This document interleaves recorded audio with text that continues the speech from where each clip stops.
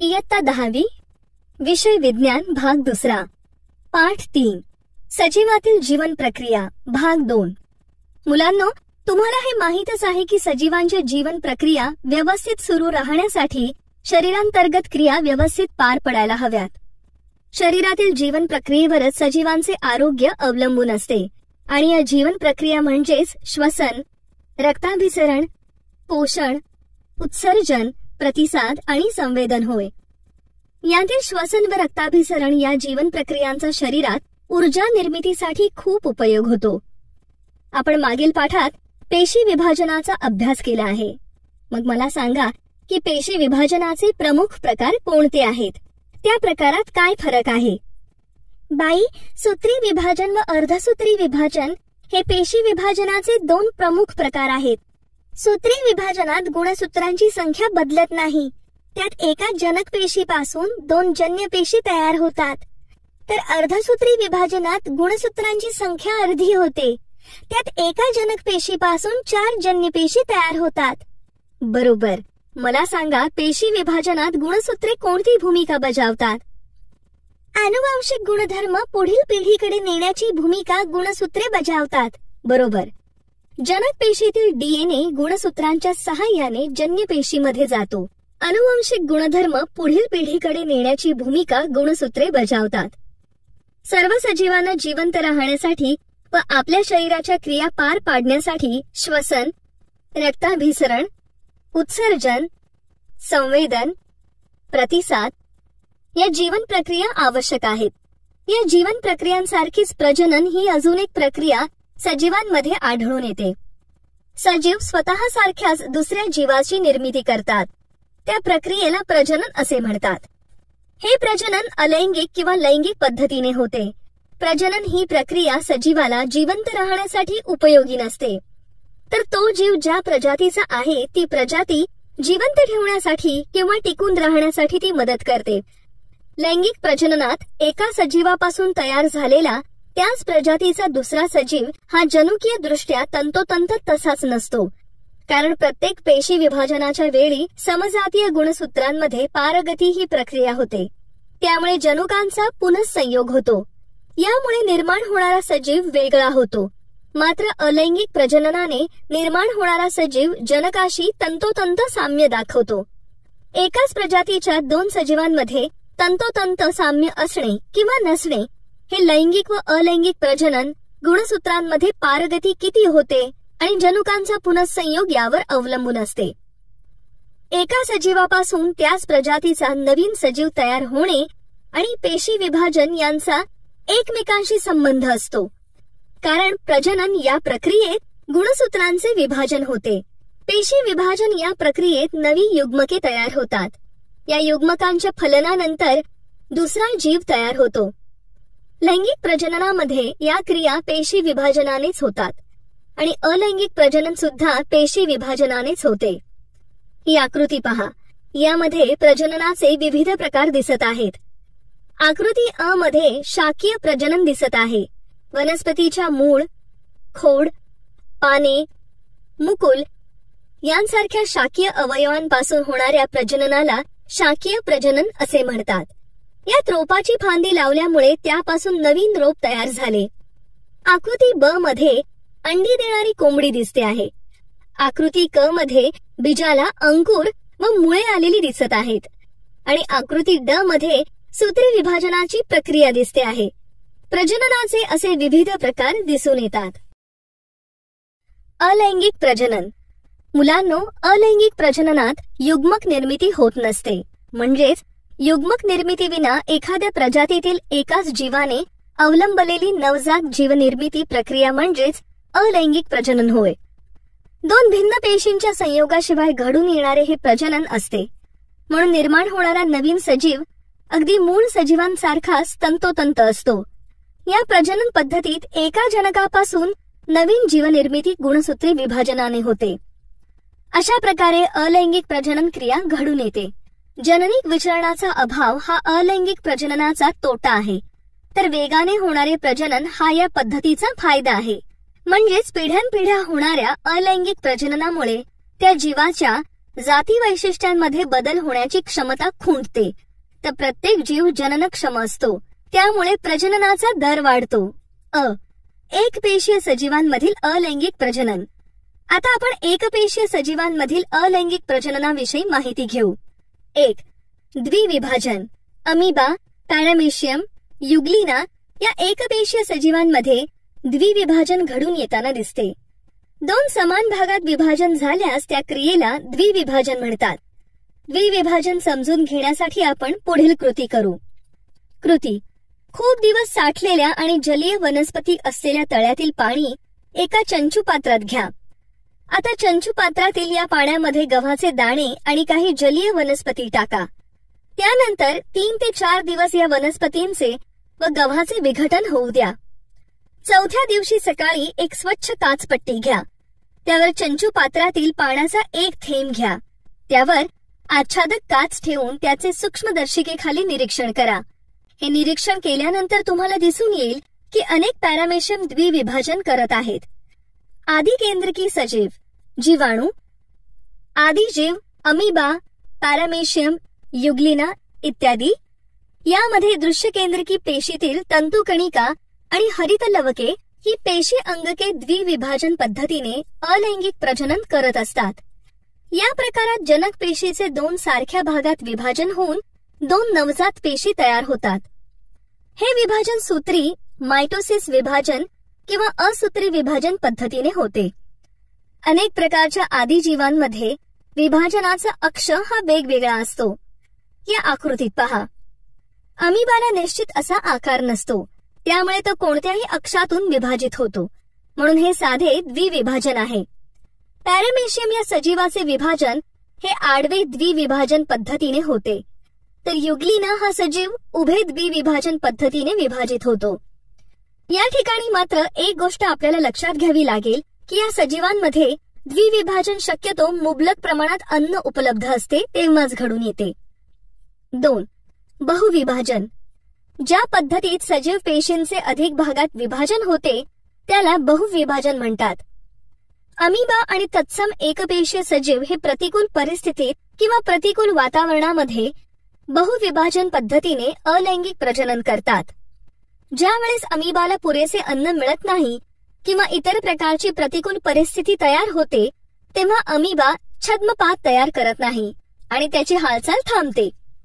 तो गोलाकार होतो आणि पेशी पटलाभोवती कठीण व मजबूत संरक्षक कवच तयार करतो. या कवचाला म्हणजेच कवच असलेल्या अमिबाला किंवा कोणत्याही एकपेशीय सजीवाला पुटी असे म्हणतात. आता ही आकृती पहा. या आकृतीत दाखवल्याप्रमाणे पुटीमध्ये सर्वात आधी केंद्रकाचे अनेक वेळा सूत्री विभाजन होते व अनेक केंद्रके व छोटे छोटे अनेक अमिबा तयार होतात. जोपर्यंत प्रतिकूल परिस्थिती असते तोपर्यंत हे अमिबा पुटीमध्येच राहत असतात. जेव्हा ही पुटी फुटते तेव्हा पुटीतून अनेक छोटे छोटे अमिबा बाहेर पडतात. अशा प्रकारे बहुविभाजनाने प्रजननाची प्रक्रिया पार पाडली जाते. 3. कलिकायन. मुलांनो, कलिकायन समजून घेण्यासाठी एक कृती करूया. कृती. एक चंचुपात्र घेऊन त्यामध्ये 50 ml कोमट पाणी घ्या. त्यामध्ये 5 ग्रॅम ड्राय यीस्ट पावडर व 10 ग्रॅम साखर टाकून ते मिश्रण ढवळून घ्या. हे मिश्रण 1 तास उबदार ठिकाणी ठेवा. 1 तासानंतर या मिश्रणाचा एक थेंब काचपट्टीवर टाका आणि त्यावर आच्छादन काच ठेवा. मग संयुक्त सूक्ष्मदर्शिकेखाली निरीक्षण करा. तुम्हाला असे दिसेल की किण्व पेशी या मुकुलायन म्हणजेच कलिकायन करतात. म्हणजेच अनेक किण्व पेशींना एक एक छोटी कलिका दिसते. किण्व पेशींमध्ये कलिकायन पद्धतीने अलैंगिक प्रजनन घडून येते. किण्व पेशी प्रजननासाठी सूत्री विभाजनाने 2 नवीन केंद्रके तयार करतात. या पेशीला जनक पेशी असे म्हणतात. या जनक पेशीला बारीकसा फुगवटा येतो व हा फुगवटा म्हणजेच कलिका होय. 2 नवजात केंद्रकांपैकी एक केंद्रक कलिकेमध्ये प्रवेश करते. कलिकेची वाढ झाल्यानंतर ती जनक पेशीपासून वेगळी होते आणि स्वतंत्र अशी नवीन किण्व पेशी म्हणून वाढते. अशा प्रकारे कलिकायन पद्धतीने प्रजनन घडून येते. पहा, या आकृतीत ही जनक किण्व पेशी असून ती सूत्री विभाजनाने 2 केंद्रक तयार करते. या दुसऱ्या भागात जनक पेशीला फुगवटा आलेला आहे. यालाच कलिका म्हणतात. या कलिकेत एक केंद्रकाने प्रवेश केलेला आहे आणि पुढील टप्प्यात कलिकेची वाढ झाल्याने ती जनक पेशीपासून वेगळी झालेली आहे. अशा प्रकारे कलिकायन पद्धतीने प्रजनन घडून आलेले आहे. बहुपेशीय सजीवांमधील अलैंगिक प्रजनन. आता आपण बहुपेशीय सजीवांमधील अलैंगिक प्रजननाविषयी माहिती घेऊ. 1. खंडीभवन. बहुपेशीय सजीवांमध्ये खंडीभवन या अलैंगिक पद्धतीने प्रजनन होत असते. या प्रकारामध्ये जनक सजीवाच्या शरीराचे अनेक तुकडे होऊन नवीन जीव तयार होतात. उदाहरणार्थ शैवाल, स्पायरोगायरा, सायकॉन यांसारख्या स्पंज या प्रकारात मोडणाऱ्या सजीवांमध्ये असे प्रजनन होते. स्पायरोगायरा या सजीवाला जेव्हा मुबलक प्रमाणात पाणी व पोषक द्रव्ये मिळतात तेव्हा त्याच्या तंतूंची वाढ वेगाने होत जाते. या तंतूंचे छोट्या छोट्या तुकड्यात खंडीभवन होते व स्पायरोगायराचा नवीन तंतू निर्माण होतो. सायकॉनचे छोटे छोटे तुकडे झाले तर प्रत्येक तुकड्यापासून नवीन सायकॉन तयार होतो. आता ही आकृती पहा. या ठिकाणी स्पायरोगायराला मुबलक पाणी व पोषक द्रव्ये मिळाल्याने त्यातील तंतूंची वाढ होऊन ते तंतू छोट्या तुकड्यात खंडित झालेले दिसतात. या आकृतीवरून आपल्याला स्पायरोगायरामध्ये होणारे खंडीभवन दिसून येते. 2. पुनर्जनन.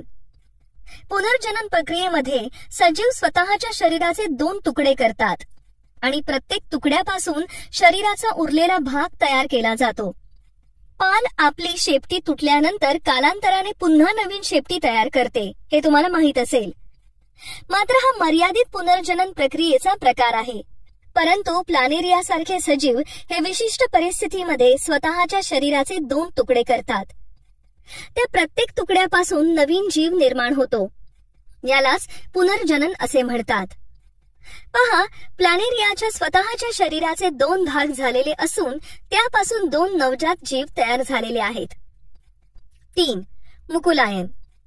पूर्णपणे वाढ झालेल्या हायड्राच्या शरीर भित्तिकेवर विशिष्ट ठिकाणी पुनर्जनन पेशीच्या विभाजनाने फुगवटा तयार होतो. त्याला मुकुल म्हणतात. पोषक वातावरण मिळाले की मुकुलाची वाढ होते व त्यापासून छोटा हायड्रा तयार होतो. या छोट्या हायड्राच्या शरीराचे स्तर पचनगुहा हे जनक हायड्राच्या शरीर स्तर व पचनगुहेशी संलग्न असतात. ज्यावेळी छोट्या हायड्राची वाढ स्वतःचे अस्तित्व टिकवण्या इतपत होते तेव्हा तो जनक हायड्रापासून वेगळा होतो, स्वतंत्र जीवन जगू लागतो. ही आकृती पहा. या आकृतीवरून आपल्याला दिसते की पूर्ण वाढ झालेल्या हायड्राच्या शरीर भित्तिकेवर पुनर्जनन पेशीच्या विभाजनाने फुगवटा झालेला आहे. त्यात मुकुलाची वाढ होऊन नवजात हायड्रा तयार झालेला आहे. 4. शाकीय प्रजनन. वनस्पतींमध्ये मूळ, खोड, पान, मुकुल यांसारख्या शाकीय अवयवांच्या मदतीने जे प्रजनन होते त्याला शाकीय प्रजनन असे म्हणतात. उदाहरणार्थ बटाटा.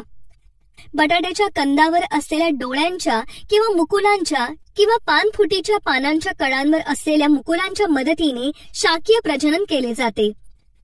तसेच ऊस, गवत यांसारख्या वनस्पतींमध्ये पेरावर असलेल्या मुकुलाच्या मदतीने शाकीय प्रजनन होते.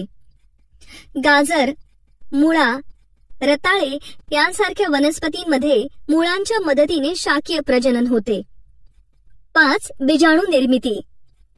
आता तुम्ही मला सांगा की ओलसर भाकरी किंवा पावाचा तुकडा दमट हवेत 2 ते 3 दिवस राहिला तर काय होते? त्या भाकरीच्या किंवा पावाच्या तुकड्यावर बुरशी येते. अगदी बरोबर. म्युकर सारख्या कवकांचे शरीर तंतुमय असते. त्यांना बीजाणुधानी असतात. बीजाणुधानीमध्ये बीजाणूंची निर्मिती झाली की ती फुटते आणि बीजाणू बाहेर पडतात. हे बीजाणू ओलसर उबदार जागी रुजतात व त्यापासून नवीन कवकजाल तयार होते. उदाहरणार्थ म्युकर, मॉस, रेक्सिया. ही आकृती पहा. या आकृतीत दाखवल्याप्रमाणे पावाच्या तुकड्यावर बीजाणुधानीच्या मदतीने बीजाणू निर्मिती होते. लैंगिक प्रजनन. जे प्रजनन युग्मकांच्या सहाय्याने होते त्यास लैंगिक प्रजनन म्हणतात. स्त्री युग्मक व पुंयुग्मक या 2 जनक पेशींच्या मदतीने लैंगिक प्रजनन होते. उदाहरणार्थ मानव, मांजर या प्राण्यांतील प्रजनन. लैंगिक प्रजनन हे 2 प्रक्रियेने घडून येते. त्या पुढील प्रमाणे आहेत.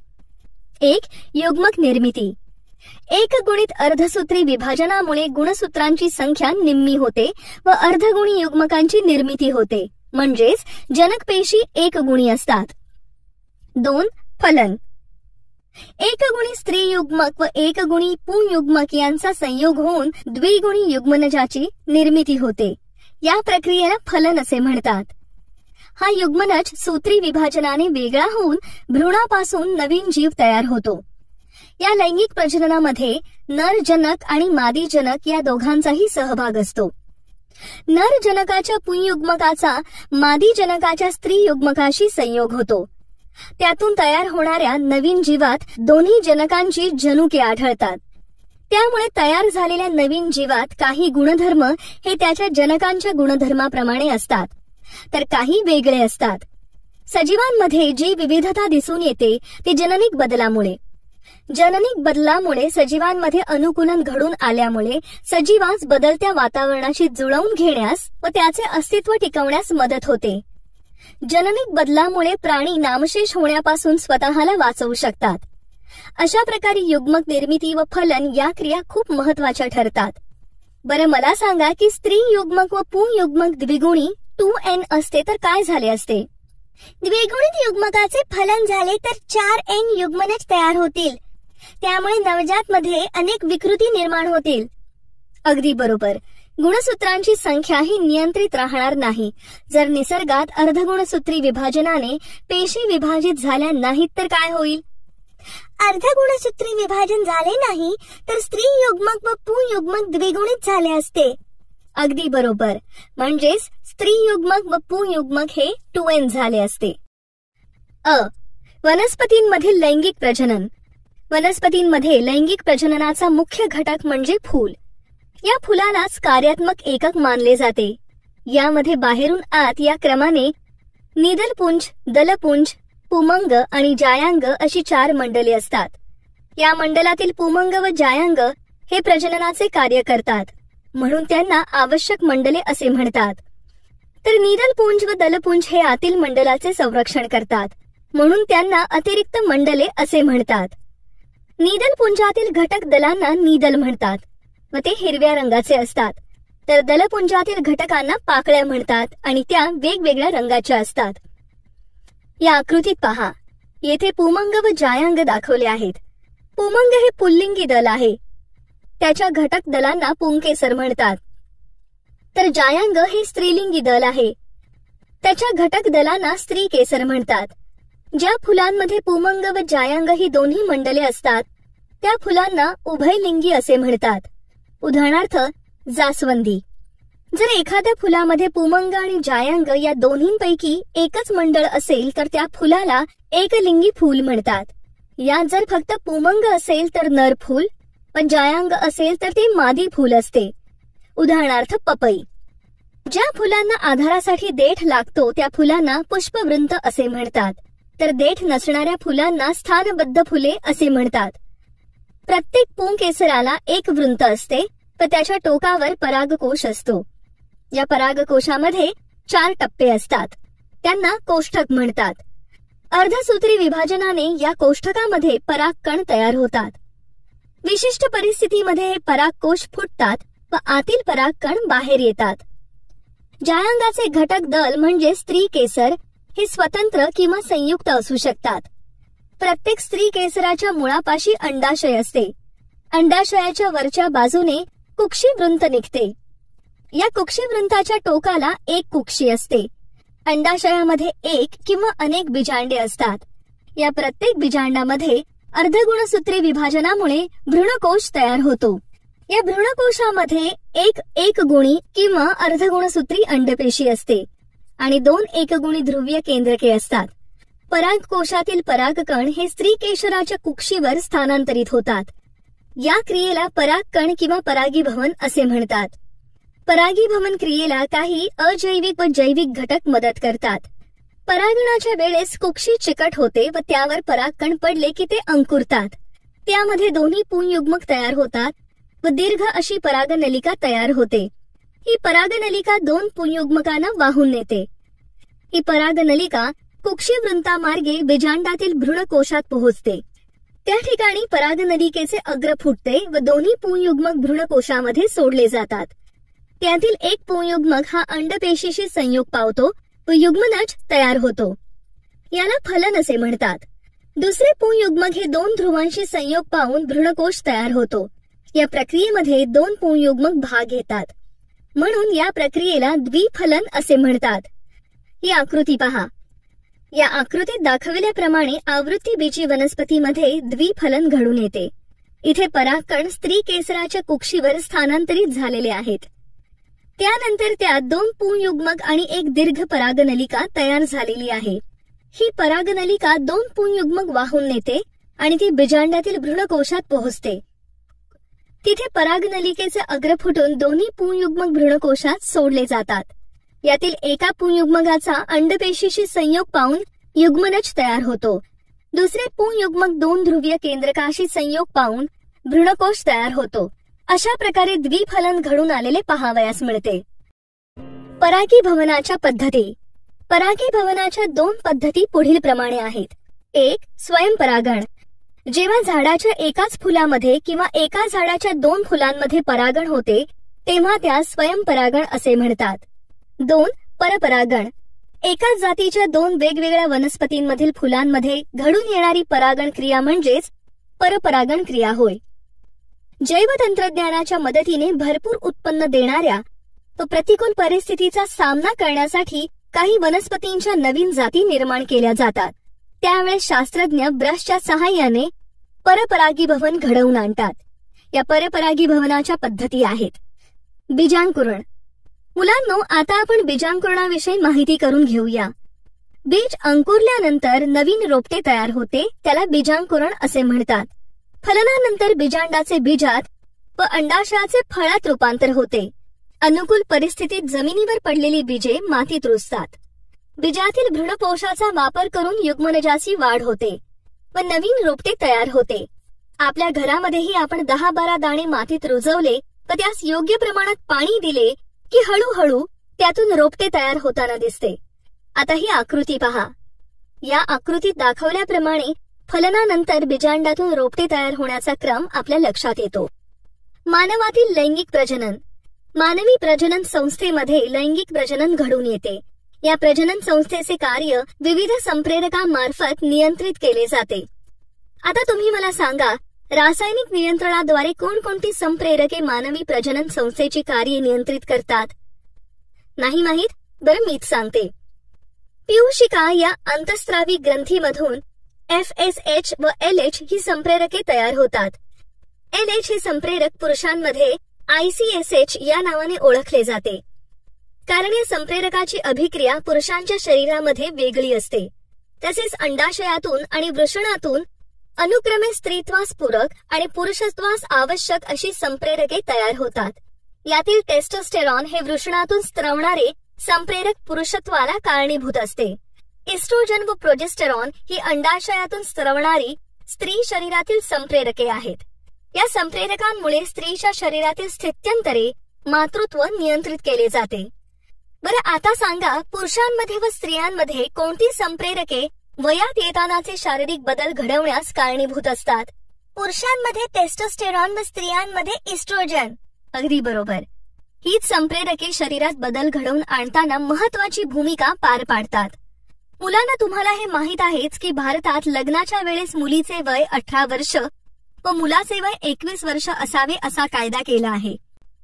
कारण मुलीच्या शरीराची वाढ ही 18 वर्षांपर्यंत होते. मुलगी मानसिक आणि शारीरिक दृष्ट्या सक्षम होण्यासाठी किमान 18 वर्षे तरी लागतात. त्यावेळेसच लग्न, गर्भधारणा होणे ही स्त्री शरीरास योग्य असते. तसेच मुलाच्या शरीराची वाढ ही 21 वर्षांपर्यंत पूर्ण होते.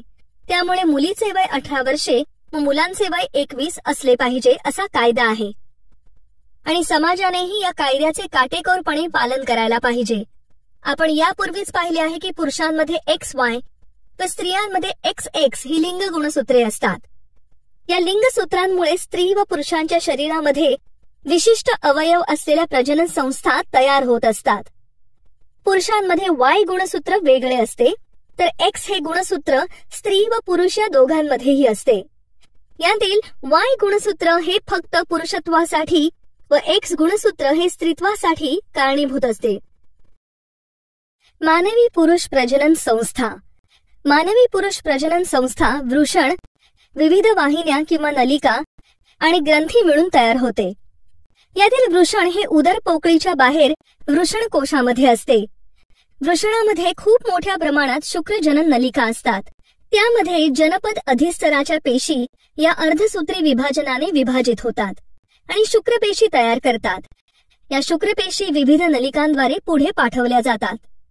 या नलिकांचा क्रम पुढील प्रमाणे आढळून येतो: वृषण जालिका, अपवाहिनी, अधिवृषण, शुक्रवाहिनी, स्खलन वाहिनी, मूत्रजनन वाहिनी इत्यादी.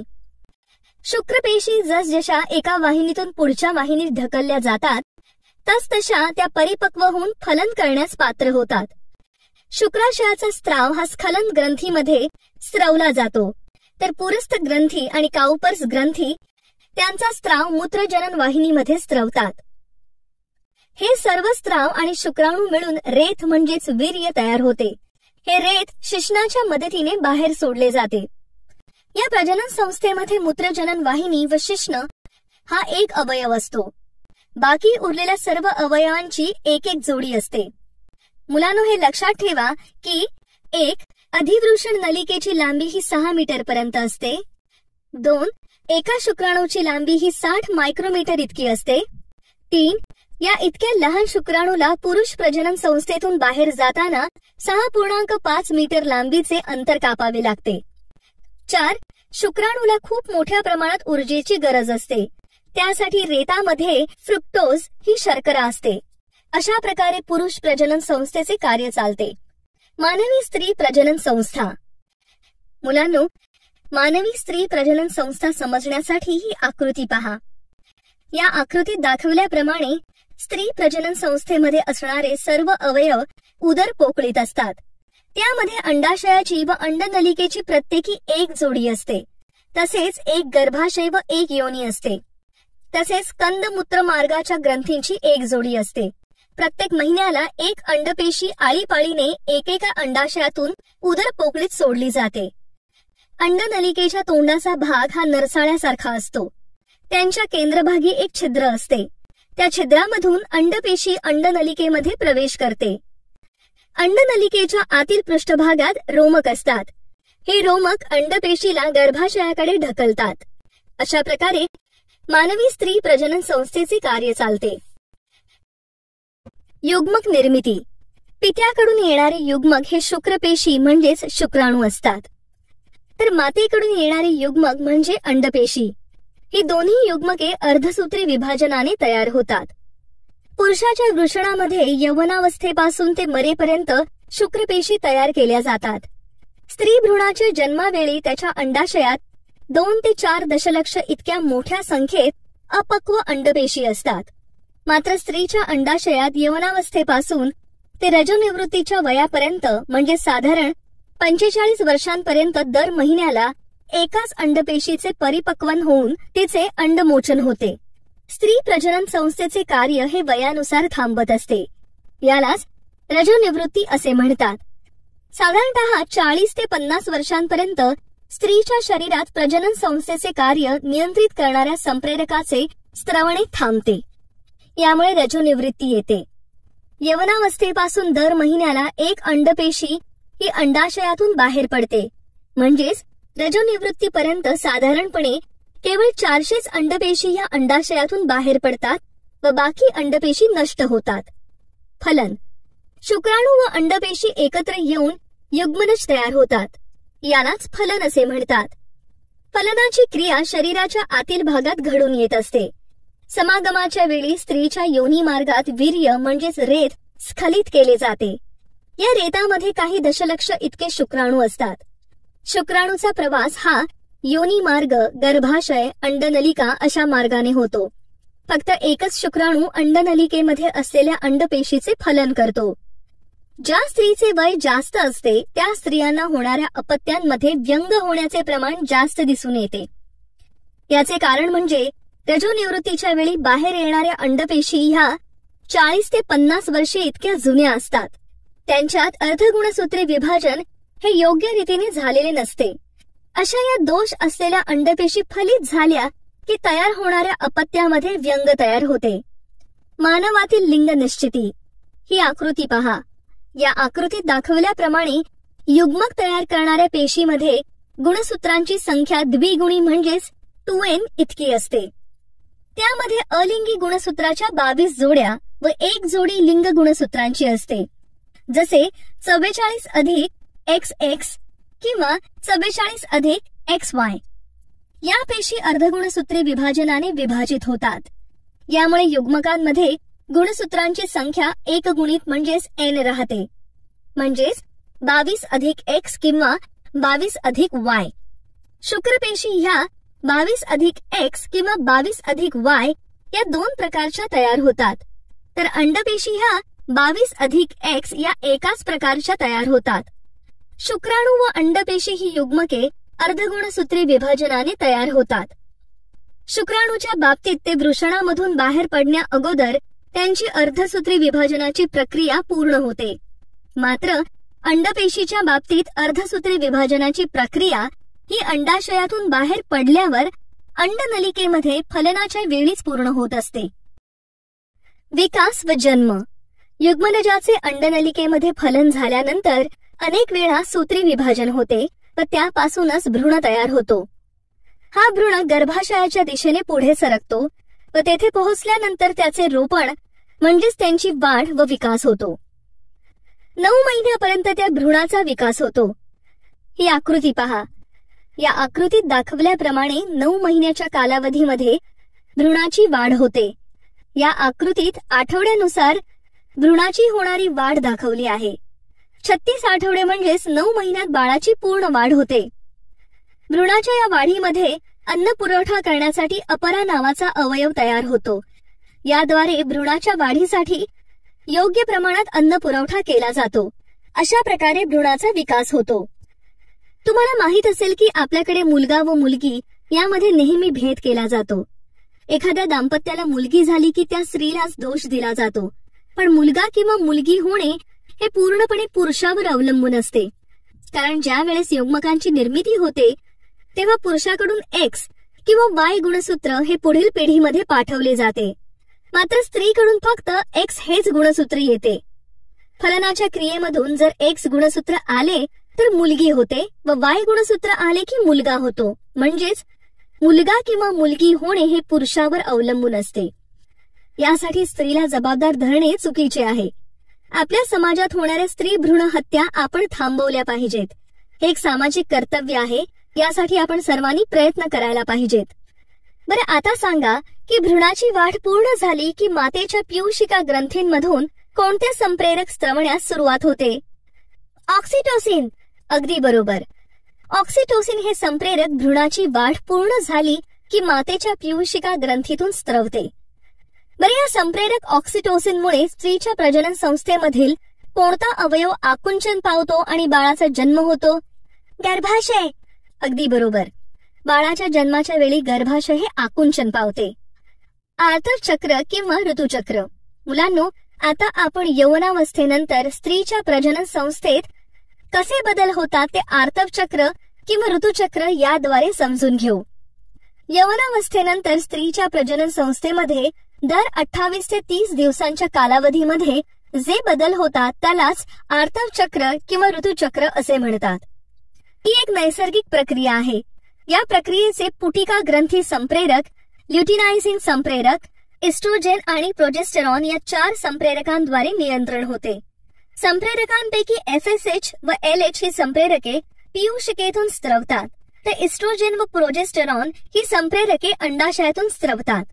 पुटिका ग्रंथी संप्रेरकाच्या प्रभावाने अंडाशयात असलेल्या पुटिकांपैकी एका पुटिकेसह त्यातील अंडापेशीचा विकास होण्यास सुरुवात होते. ही पुटिका इस्ट्रोजेन संप्रेरक स्त्रवते. इस्ट्रोजेनमुळे गर्भाशयाच्या अंतःस्तराची वाढ होते.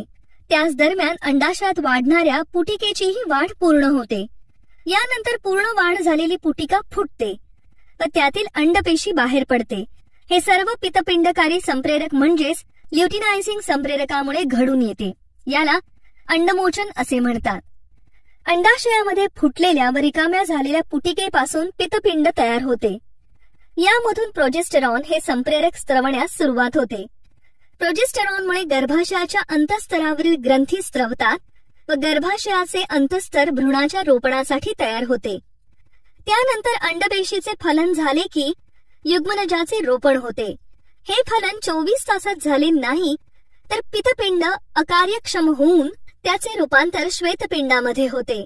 त्यामुळे एस्ट्रोजेन व प्रोजेस्टेरॉन या दोन्ही संप्रेरकांची स्त्रवणे थांबते.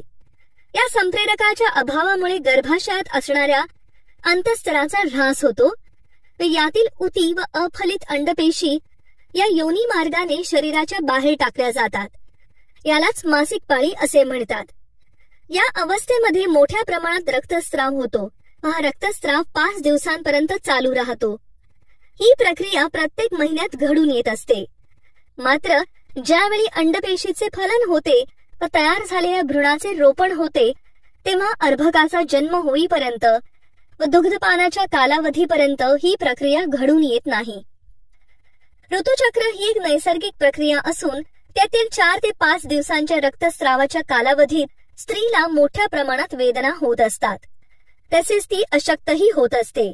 या अवस्थेत तिला संसर्गाचीही शक्यता असते. म्हणून अशा वेळी स्त्रीने विश्रांती घ्यायला हवी व वैयक्तिक स्वच्छतेकडेही लक्ष द्यायला हवे. प्रजनन आणि आधुनिक तंत्रज्ञान. आता आपण प्रजनन क्रियेत आधुनिक तंत्रज्ञान कसे उपयोगी पडते ते समजून घेऊ. बऱ्याच दाम्पत्यांना अपत्य होत नाहीत. त्यामागे अनेक प्रकारची कारणे असू शकतात. जसे स्त्रियांच्या मासिक पाळीतील अनियमितता, अंडपेशीच्या निर्मितीतील अडथळे, गर्भाच्या रोपण क्षमतेमध्ये असणारे अडथळे. अशा कारणांमुळे स्त्री प्रजनन संस्थेवर परिणाम होतो.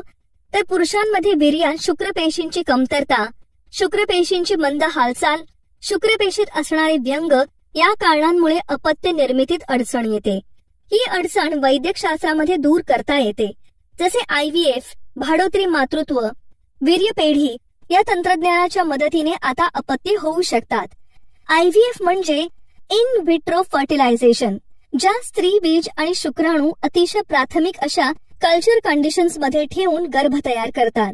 यालाच टेस्ट ट्यूब बेबी म्हणतात. काच नलिकेतील फलन. मुलांनो, काच नलिकेतील फलन समजण्यासाठी ही आकृती पहा. या आकृतीत दाखवल्याप्रमाणे काच नलिकेत 2 युग्मकांचे फलन घडवले जाते आणि तयार झालेला भ्रूण हा स्त्रीच्या गर्भाशयात रोपण केला जातो. शुक्रपेशीचे प्रमाण कमी असेल किंवा अंडपेशी अंडनलिकेत प्रवेश करू शकत नसतील तर IVF हे तंत्रज्ञान वापरून अपत्य निर्मिती केली जाते. भाडोत्री मातृत्व. बऱ्याच स्त्रियांमध्ये गर्भाशय रोपणक्षम नसते. त्यामुळे भाडोत्री मातृत्व ही पद्धत वापरून अपत्य निर्मिती करता येते. या पद्धतीमध्ये स्त्रीचे गर्भाशय रोपणक्षम नसेल तर स्त्रीच्या अंडाशयातून अंडपेशी घेतली जाते. अंडपेशीचे काच नलिकेमध्ये त्या स्त्रीच्या पतीच्या शुक्रपेशी घेऊन फलन घडवले जाते. या फलनातून तयार झालेले भ्रूण दुसऱ्या स्त्रीच्या गर्भाशयात रोपण केले जाते. हे भ्रूण ज्या स्त्रीच्या गर्भाशयात रोपण केले जाते त्या स्त्रीला भाडोत्री माता असे म्हणतात. वीर्यपेढी. तुम्ही रक्तपेढी ही संकल्पना ऐकली असेल. एखाद्या व्यक्तीला रक्ताची गरज असेल तर ती गरज आपण रक्तपेढीतून पूर्ण करू शकतो. तसेच अनेक पुरुषांमध्ये शुक्राणू निर्मितीमध्ये विविध समस्या असतात. त्यामुळे वीर्यपेढी हे एक वरदानच म्हणावे लागेल. या वीर्यपेढीमध्ये जे पुरुष वीर्यदान करू इच्छितात त्यांच्या शारीरिक व इतर काही तपासण्या केल्या जातात व त्यांचे वीर्य या वीर्यपेढीमध्ये साठवले जाते. ज्या गरजू दाम्पत्यांची इच्छा असेल त्यांच्या इच्छेनुसार या रेताचा वापर करून स्त्रीची अंडपेशी IVF या तंत्राने फलित केली जाते आणि त्यातून तयार झालेल्या भ्रूणाचे रोपण त्या स्त्रीच्या गर्भाशयात केले जाते. मात्र वीर्यदात्याचे नाव गुप्त ठेवले जाते. अशा प्रकारे या आधुनिक काळात विविध तंत्रज्ञानांच्या वापराने प्रजनन संस्थेमधील बरेच अडथळे दूर केले जातात. जुळे. तुम्ही तुमच्या आजूबाजूला जुळी मुलं पाहिली असतील. त्यांना पाहून आपल्यालाही फारच नवल वाटते. तर ही जुळी मुलं नेमकी कशी होतात हे आपण जाणून घेऊ. गर्भाशयामध्ये एकाच वेळी 2 भ्रूणांची वाढ होते व 2 अपत्ये जन्मास येतात. अशा अपत्यांना जुळी अपत्य म्हणतात. अशा जुळ्या अपत्यांचे मुख्य 2 प्रकार असतात. एकयुग्मजी आणि द्वियुग्मजी जुळे. एकयुग्मजी जुळे. एक युग्मजी जुळी अपत्ये ही एक अंडपेशी व एक शुक्रपेशी यांच्यापासून तयार होणाऱ्या एकाच युग्मनजापासून तयार झालेली समान लिंगाची असतात. ही जनुकीय दृष्ट्या सारखीच असतात. युग्मनज तयार झाल्यापासून 8 दिवसांच्या आत पेशी अचानक 2 गटात विभाजित होतात. हे भ्रूणपेशींचे दोन्ही गट वेगवेगळे भ्रूण म्हणून वाढतात आणि पूर्ण वाढ झाल्यानंतर एक युग्मजी जुळे जन्माला येतात. या दोन्ही भ्रूणातील गुणसूत्रे आणि त्यावरील जनुके एकाच पेशीपासून तयार झालेली असल्यामुळे दोन्ही मुलांचे लिंग सारखेच असते. त्यांच्यात कमालीचे साधर्म्य असते. एक युग्मजी जुळ्यांबाबत भ्रूणपेशीची विभागणी युग्मज तयार झाल्यानंतर 8 दिवसानंतर झाली तर सयामीस जुळे जन्माला येतात. अशी ही जुळी मुले शरीराचे काही भाग एकमेकांच्या शरीराला जोडलेल्या अवस्थेत जन्माला येतात. अशा जुळ्यांमध्ये काही अवयव सामायिक असतात. द्वियुग्मजी जुळी. द्वियुग्मजी जुळी ही 2 वेगवेगळ्या युग्मनजांपासून तयार होतात. ज्या वेळेस स्त्रीच्या अंडाशयातून एकाच वेळेस 2 अंडपेशी बाहेर पडतात व 2 वेगवेगळ्या शुक्राणूंमार्फत त्या अंडपेशी फलित होतात तेव्हा 2 युग्मनज तयार होतात. या दोन्ही युग्मनजांपासून 2 भ्रूण तयार होऊन गर्भाशयात त्या दोन्हींचे रोपण होते आणि वाढ पूर्ण झाली की जुळी अपत्ये जन्माला येतात. द्वियुग्मजी अपत्ये ही जनुकीय दृष्ट्या वेगळी असतात, मात्र लैंगिक दृष्ट्या समान किंवा वेगळीही असू शकतात. उदाहरणार्थ मुलगा व मुलगी किंवा दोन्हीही मुलगे किंवा दोन्हीही मुली होऊ शकतात. लैंगिक आरोग्य. आरोग्य चांगले असणे हे व्यक्तीसाठी खूप आवश्यक असते, कारण व्यक्तीच्या जीवनक्रिया या आरोग्य चांगले असेल तर उत्तम प्रकारे कार्य करतात. शारीरिक, मानसिक तसेच सामाजिक दृष्ट्या व्यक्ती सुस्थितीत असणे म्हणजेच आरोग्य होय. आपल्या देशात लैंगिक आरोग्याविषयी योग्य ती जागरूकता झाली नाही. समाजातील प्रथा, रूढी, परंपरा, अज्ञान अशा बऱ्याच गोष्टी लैंगिक आरोग्याविषयीच्या जागरूकतेला अडथळा ठरतात. स्त्रीला येणाऱ्या मासिक पाळीचा संबंध तिच्या लैंगिक आणि एकूणच आरोग्याशी असतो. लैंगिक आरोग्य चांगले ठेवण्यासाठी स्त्रियांनी किंवा पुरुषांनी गुप्तांगाची स्वच्छता ठेवली पाहिजे व काही समस्या असेल तर निसंकोचपणे डॉक्टरला सांगितली पाहिजे. लैंगिक आजारांमध्ये सायफिलिस व गोनोरिया या 2 जीवाणूजन्य आजारांचे प्रमाण सर्वात जास्त आहे. यातील सायफिलिस या आजारामध्ये शरीरावर, गुप्तांगावर इतर काही ठिकाणी चट्टे येतात, पुरळ येतात, ताप येतो, सांधे सुजतात तसेच केसही गळतात. तर गोनोरिया या आजारामध्ये लघवी करताना आग व वेदना होतात. तसेच शिश्न व योनी मार्गातून पू येतो. मूत्रमार्ग, गुदाशय, घसा, डोळे या अवयवांना सूज येते. त्यामुळे लैंगिक आरोग्याविषयी आपण नेहमी जागरूक राहिले पाहिजे. लोकसंख्येचा विस्फोट. मुलांनो, कमी कालावधीत मोठ्या प्रमाणात लोकसंख्येची वाढ होणे म्हणजेच लोकसंख्येचा विस्फोट होय. आता हा तक्ता पहा. या तक्त्यावरून तुमच्या लक्षात येईल की लोकसंख्या किती वेगात वाढली आहे. या वाढत्या लोकसंख्येमुळे बेरोजगारी वाढली आहे, दरडोई उत्पन्न कमी झाले आहे, तसेच नैसर्गिक साधन संपत्तीही अपुरी पडते आहे. त्यामुळे ही परिस्थिती जास्त विघातक होऊ नये यासाठी लोकसंख्येवर नियंत्रण ठेवलं पाहिजे. याकरिता नागरिकांनी कुटुंब नियोजनावर भर दिला पाहिजे. अशा प्रकारे आपण या पाठात प्रजनन, लैंगिक आरोग्य, आधुनिक तंत्रज्ञानाद्वारे प्रजनन क्रिया कशी सुलभ होते त्याचा अभ्यास केला आहे.